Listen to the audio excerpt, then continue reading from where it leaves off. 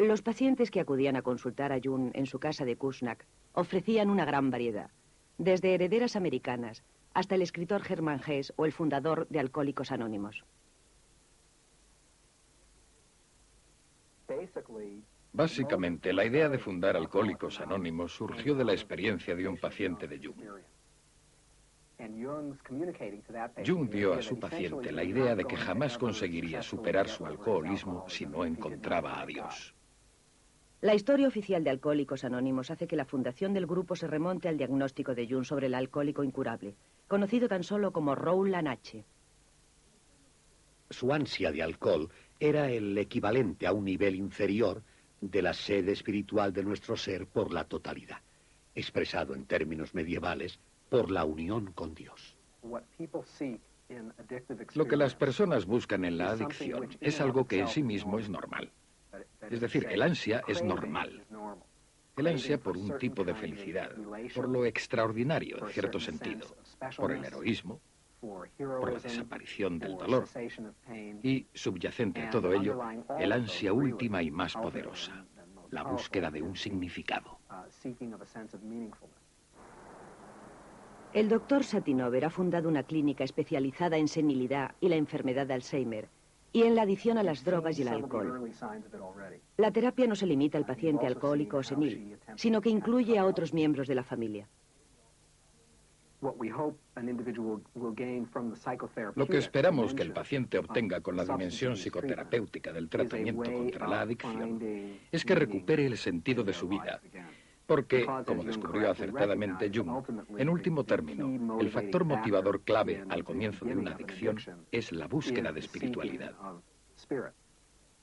Cuando Rowland H. entró por primera vez en su consulta, Jung le dijo que a menos que encontrara un camino para la experiencia religiosa o espiritual, su adicción sería incurable.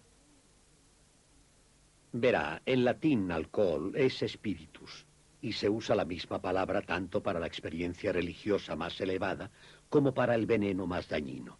Por tanto, la fórmula mágica es spiritus contra spiritum. Dionisos no era el dios de la embriaguez, era el dios de la visión extática. Era el dios del vino, pero se trataba del vino de la religión, no del vino de la embriaguez. Para Robert Johnson, el dios griego Dionisos ilumina el problema de la adicción moderna al alcohol. Johnson explora la mitología en busca de relatos de autenticidad psicológica. Su último libro estudia a los dioses de la antigüedad y nuestra necesidad universal de altura emotiva, de éxtasis. Es algo básico. Y si no logramos nuestro éxtasis, que es una cualidad arquetípica de forma legítima, lo obtendremos de forma ilegítima, cosa que explica en gran medida el caos de la cultura moderna.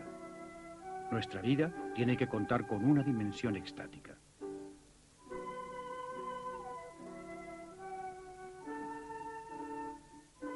En todas las culturas antiguas, las cumbres de las montañas y el cielo han sido señalados como el lugar de los dioses.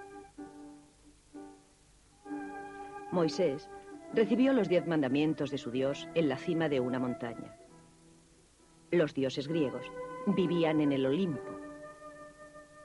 Los indios pueblo vivían cerca de su gran padre el Sol, en la meseta de Nuevo México, a 2000 metros de altura. La metáfora de la altura se aplicaba a un estado mental. Es universal. Y cuando una persona busca la sensación de ingravidez por medio de drogas, la implicación es que no se sienten elevados habitualmente. Pero la época moderna ha conquistado todas las alturas e incluso invadido el cielo. Jung se desesperaba. Los dioses se han convertido en enfermedades. Zeus ya no gobierna el Olimpo, sino más bien el plexo solar, y produce curiosos especímenes para la consulta de los médicos o altera la mente de políticos y periodistas que liberan inconscientemente epidemias psíquicas sobre el mundo. Eso era Dios para el doctor. Él decía, cuando desmantelamos el Olimpo convertimos a los dioses en síntomas. Y repito lo que había dicho hace un momento. Si no logramos obtener legítimamente un rasgo arquetípico, acabará saliendo a relucir bajo una forma sintomática incontrolable.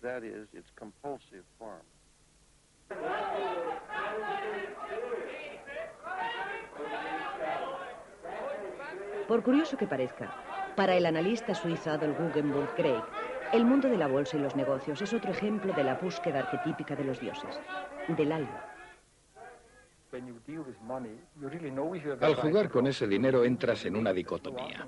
O ganas o pierdes. No hay discusión. Solo hay dos opciones. O aciertas o te equivocas.